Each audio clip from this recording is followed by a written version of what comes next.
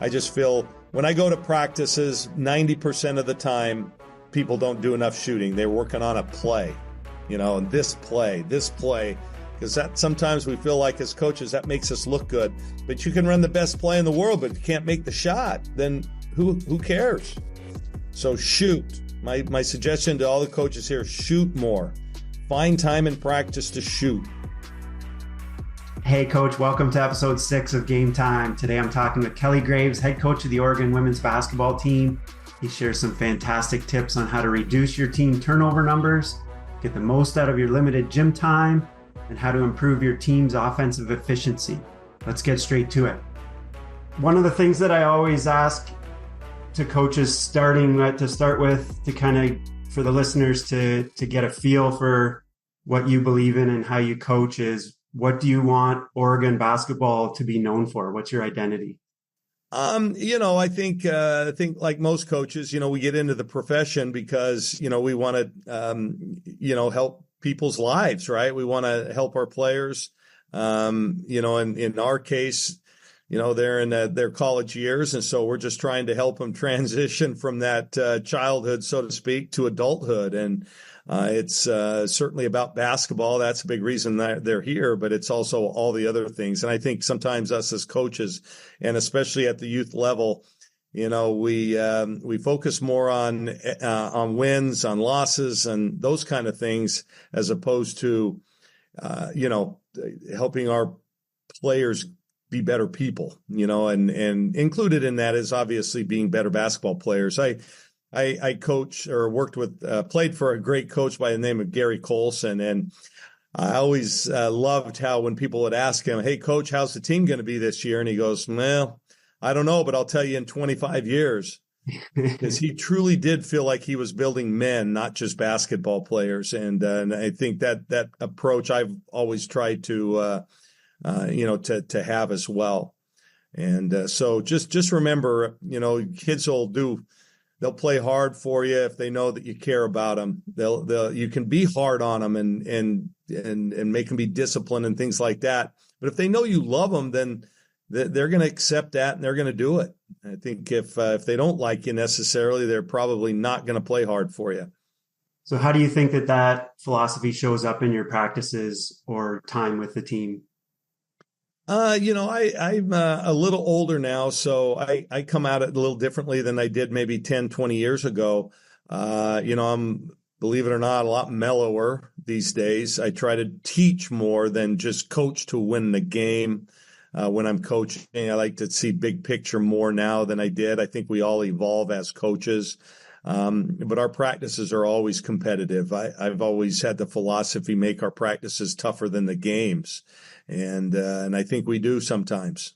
And I think that has been why, over the years, we've been really successful. Now, when I had Sabrina and Ruthie and Satu Sabli and all those players here, 5-8 years ago, our practices were like pro practices. They were walkthroughs and things like that because we didn't have a lot of players. We only had 9 and 10 players on those years. And they got so many reps together that, we could make the practices, I shouldn't say lighter, but shorter. They didn't need a ton of reps. But pay attention to the details. And I go to, hundreds of practices a year at all different levels. I'm a lifelong learner of the game. So I love clinics. I went to one in August. I try to go to 2 or 3 a year. And I love to steal from other people, see what they're doing. What are the new trends? But when I go recruit in a certain town, I'll call the local college or coach I might know and go to their practice. So I see a lot of practices, and I can usually tell within 5 minutes what you value, what's important to you. And, and that would let me know how you play, what your style is, just by what you're emphasizing in practice. I'd like to ask you about your offensive principles and philosophies. At Oregon, you've had a lot of success, highly efficient offensive teams. What do you feel most exemplifies your philosophy? Is it, move the ball, push the ball, share the ball? What do you like to emphasize in practices? Yeah, well, I didn't even set you up for this. You just nailed it. To me, the most beautiful and most important part of basketball is passing. Um, High level teams pass the ball well, every level. You watch the Warriors and they move the ball. It never sticks. And that's what makes them hard to guard. But that's always been one of our staples here. I think since I've been Division I, my teams have always been known to be those that take care of the ball. We're always low. We've led the nation several times in assist to turnover ratio. It's just I feel it's really important. In Division I women's basketball, about 23% of all possessions end in turnover. And the number one reason in women's basketball, passing and catching. Now, about 18% of Division I men's basketball possessions end in turnover. And the number one reason is dribbling. They make more dribbling errors than women do. So if you're coaching girls, really work on passing, catching, finishing. And so we do peer pressure drills every day. We do both half court and full court. I usually do 3 drills a day. And we set a number. They have to make that many layups in a row perfect. They're always calling for the ball. They're yelling the name of the person they're passing to. So there's talking. There's pivoting, jump stop, everything involved in these. And if they don't do it right, we go back to 0. And we've had days when our peer pressure, the 3 drills might take 3 minutes. And then there are other days it takes 30 or 40 minutes. It depends on what kind of attitudes you've got and what kind of mood they're in that day. But for us, it's a staple. So it's not the drill that you run. There's 1,000,001 drills. I can, if you email me, I can send you some. But it's any full court drill that takes 3 or 4 different people. And when you set a number, okay, the number today is 18 or the number today is 20. If you don't have a very good team and they're young, set a lower number. But we do that first thing after we stretch every day, because then I think it's a mindset. Hey, we've already accomplished the task.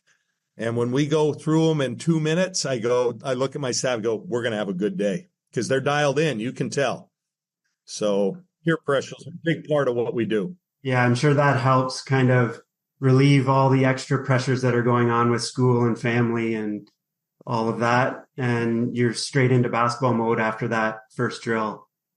Yeah, no doubt. And I always tell our kids, basketball practice should be your sanctuary.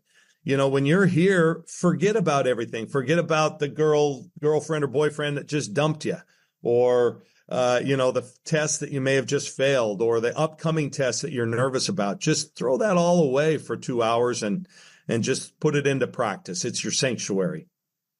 I'd like to talk about your team this year, because I think you're uniquely qualified this year to help youth and high school teams, because they generally have quite a bit of turnover.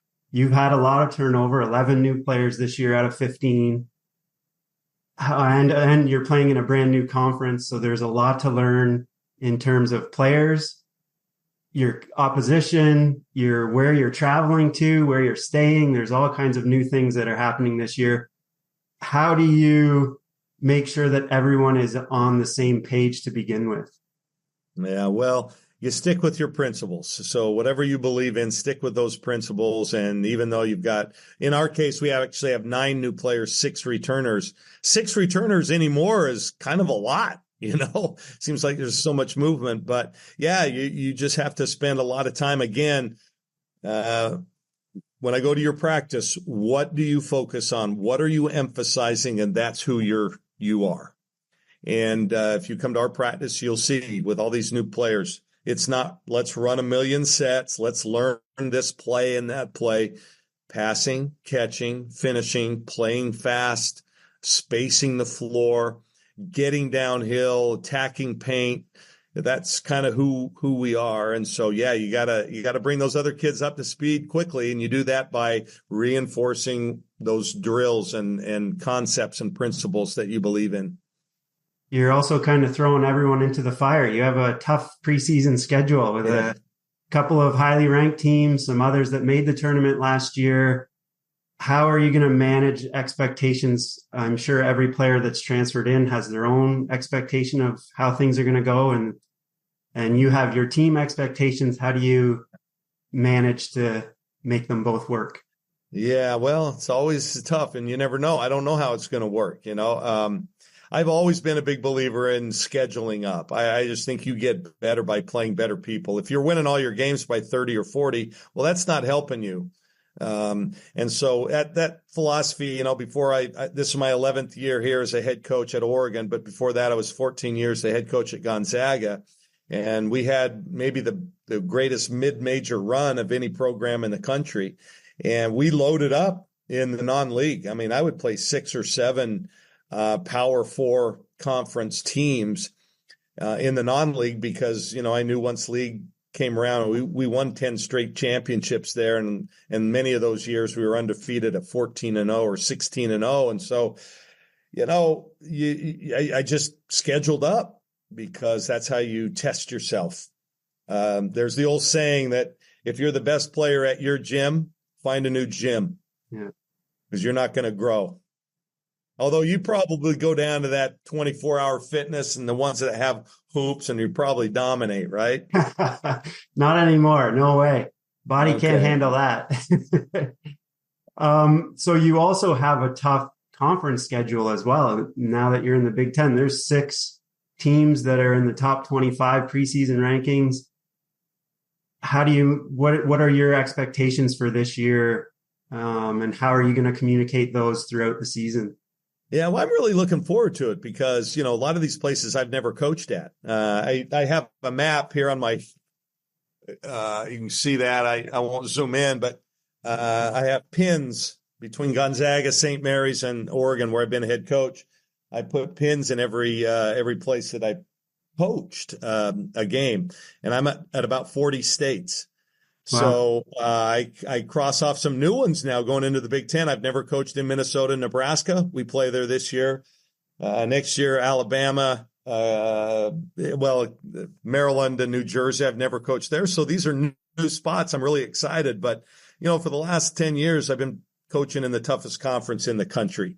So the Pac-12 has been head and shoulders above any other conference in the country. I looked at, I think the last 8 years, the Pac-12 had won 96 NCAA tournament games and the Big Ten had won 57. So, new people, really good league. I think it's the premier league in the country now. But I've been used to playing in that. So the one difference is a lot of our teams in the Pac-12 never really drew that well. Everybody in the Big Ten draws, they're all college towns and so I think the fan support's going to be a little bit more intimidating wherever we go. Yeah. Which is also fun. Oh, heck yeah. I look forward to that. You play. Yeah. I'd love to talk about your practices. You've mentioned it a couple of times. How do you balance offense, defense, skill development, transition play? Is there a set practice plan or do you go day by day depending on who you're playing? I think, basically our practices are all the same. They're structured the same. I'll change the drills because I think if you do the same drills every day, your kids start to become zombies and they don't really pay attention. But the makeup of the practice is the same. So if I'm introducing something new, that's what we'll do first. When we first get on a court, we might take 10 minutes to introduce a new transition set or something we want to do defensively. So we're just walking through. Then we always stretch and handle the ball. Just a little bit to get our hands loose. We stretch our calf or our quads and all that, but sometimes we don't work the hands. So we always do some stationary ball handling or we'll do it on the move. And from there we go to, like I said, our peer pressure drills. After peer pressure, we go directly to free throw shooting. They partner up. Now we have, 12 hoops in our practice facility. You can see our practice facility back there. So it's cut in half. There's a divider, but normally there's not. We have 12 hoops, 2 full courts. So they shoot free throws and we do our rhythm 50. It's 50 shots in 2.5 minutes from 5 different spots. We do that, what we call rhythm 50 every day. And then we do what we call daily vitamins. I put one of my coaches in in charge of the daily vitamins. They're usually kind of moves on the move. They're finishing drills, some cone work. I'm not a huge fan of cones, just dribbling around, but it's a good way. And we call them daily vitamins because, they don't, if you take a vitamin, you don't necessarily feel better today or tomorrow or the next day or even next week. But if you continue to do them every day, and again, he changes up what we do, but it's the same philosophy, then, you're going to get better and you're going to feel better after a few months, right? That's just kind of how vitamins work. And then from there, we usually go to, I love to do a quick rebound fast break segment, whether, that's a 5-on-3, 1 minute drill, there's a million of them you can do, but just gets them up and down and gets them active. And then from there, we'll go straight to defense. And we spend a lot of time just defensively, 1-on-1, 2-on-2, 3-on-3, 4-on-4. And then we'll finish practices usually 5-on-5. And then, a lot of shooting in that. We'll do some position work, some game shots at game spots, at game speed kind of stuff. I believe in just volume shooting as well. Just pick a spot, boom, milk it for 10 shots or go to the next spot, that kind of stuff. Some people frown on that. We've always had great shooting teams, last year aside, but a lot of really good shooting teams over the years. And I just feel when I go to practices, 90% of the time, people don't do enough shooting. They're working on a play, and this play, because that sometimes we feel like as coaches, that makes us look good. But you can run the best play in the world, but if you can't make the shot, then who cares? So shoot. My suggestion to all the coaches here, shoot more. Find time in practice to shoot. And both just kind of repetition shooting, keep score, time it, everything, there's got to be some competition there. And then do some game shots at game spots at game speed. So if you're running a ball screen kind of offense, then your guard should be working full speed on coming off a screen, pulling up, shooting, getting to the rim, various finishes.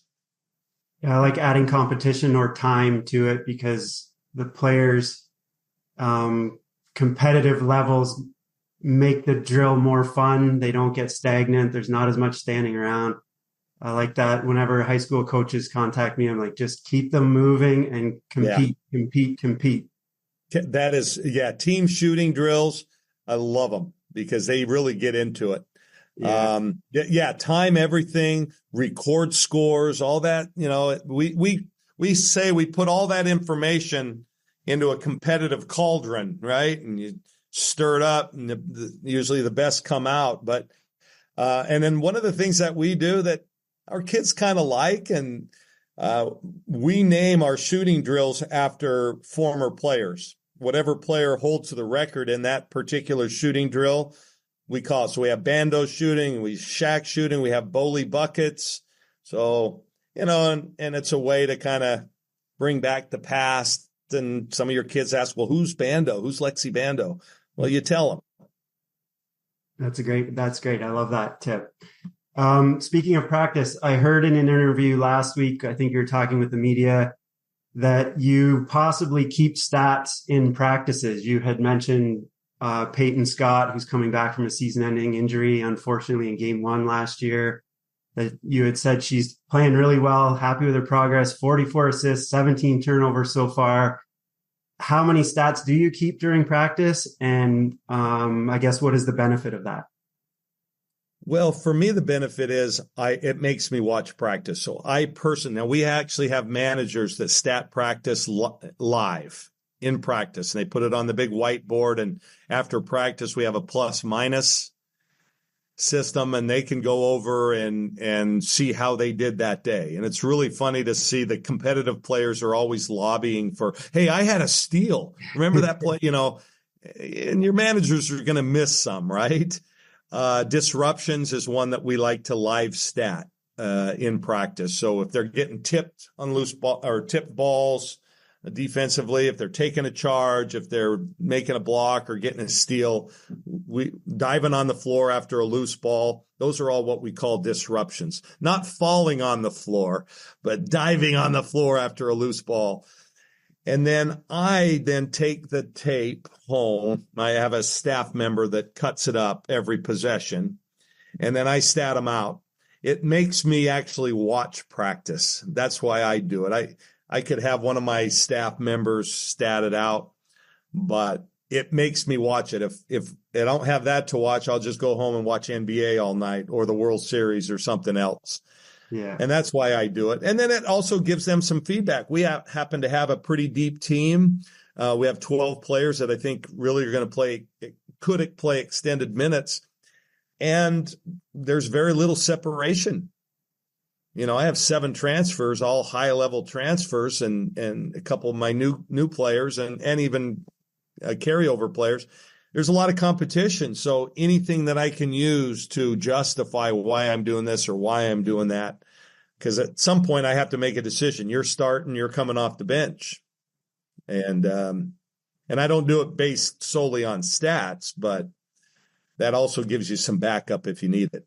Yeah, I would think that when you see the same 2 or 3 turnovers over and over, it really stands out on film, especially when it's cut up and you just keep, in a 5-minute span, you see it happen 5 or 6 times. So that can be emphasis. And I know you guys don't have that luxury. You're not probably filming practice. Maybe some of you do, some of you high school coaches. But if you're doing that at the youth level, I'm going, man, that's a lot of work.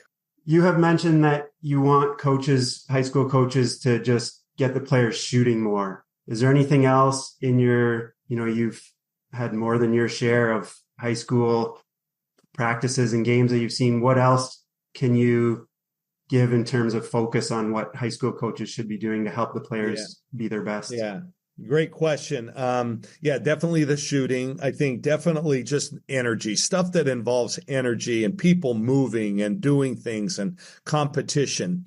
I go to so many practice and you'll see coach working with one player or stopping everything for one player. Sometimes it's like, dang, you got 18 watching one work.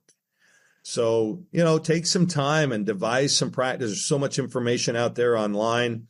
Get some great drills that involve a lot of people, that involve competition, and then pick 2 things that you want to be good at. And for us, we want to be the best passing team in the country. Okay. And there's different measurements that we have that we can say, okay, yeah, we're maybe the best passing team in the country. The other might be for us is we want to be the best team in the country in after timeout execution. So, we don't have many sets, but the ones we do, we want to run like precision. We've got counters out of them. And I just think that is the best way to go. Don't teach them 100 plays if you're only going to use 2. Pick 2 and become really good at those 2. And with counters and everything. If they take this away, boom, we automatically go here. But sometimes if you run 100 different plays, you're not going to get good at any of them. So keep it simple, stupid. I think we've all heard that 100 times as coaches. But yeah, just keep it simple and then get really good at a few things. Okay, I'll get you out of here on this. I call this the fast break portion. Couple of quick answers, 1 or 2 sentences at the most. We have Team A, best offensive team in the country, struggles on defense, or Team B, best defensive team in the country, struggles on offense. Who would you rather coach? Offense. I mean, I'm an offensive guy. Now, if you ask me, if you're up 1, last possession of the game, would you rather be up 1 on defense or down 1 with the ball? I would answer you by saying I'd rather be on defense because that means I have the lead. Yeah. But yes, I've always been an offensive coach. I think I'm the only coach in Division I that's actually had 2 different schools lead the nation in scoring. We did it at Gonzaga, and we've done it here. What's one thing that you want to get better at coaching-wise? I think deeper relationships with the players. What's the best way to improve a player's basketball IQ? Film. Okay, if I'm coming to Eugene, Oregon, obviously going to a Ducks women's game on the agenda, what's one restaurant and one site that I should see as well? Wow. In Eugene, great food town for a town our size. Definitely Beppes and Gianni's. It's Italian. It's right off campus. And then if you like Thai food, Sabai. Places to go see. Wow. Take the drive over to the coast. It's 60 miles. If you go 60 miles to the east, you're up in the mountains. And so you can't go wrong. You've got wine country here. You've got the coast. You've got the mountains with the glaciers and stuff. We have two major rivers run right through the middle of Eugene. So if you're into outdoors, this is paradise. Nice. I love it. That's great. Well, I want to thank you for your time, Coach. You have a lot going on, so I appreciate that you were able to jump on this call and help coaches out. I'm looking forward to watching Oregon and watching how you've managed to mesh all these new players into a new conference and lots of travel, I'm sure, that you didn't have before. But I'm looking forward to watching your team play. Very excited, and thanks for your time. Yeah, thank you. Thanks for having me. All right. Yep.